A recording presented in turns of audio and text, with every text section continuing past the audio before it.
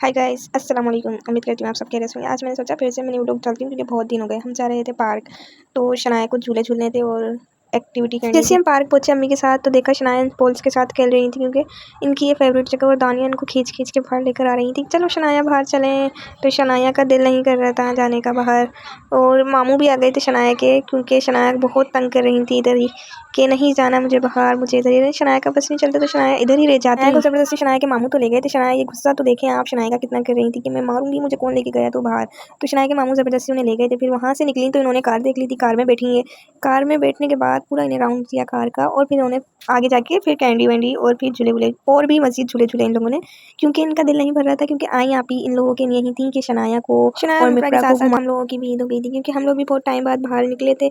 आप ही आती हैं तो प्रोग्राम बन जाता है कि चलें आप जीजू और आप ही ले जाते हैं। और अचानक से फिर सब तैयार हो गए, तो थोड़ी देर के लिए सब पार्क गए और मज़े किए बहुत सारे। हम लोगों ने भी बहुत सारे झूले झूले। मैं तो शनाया के साथ इसी में बैठ गई थी।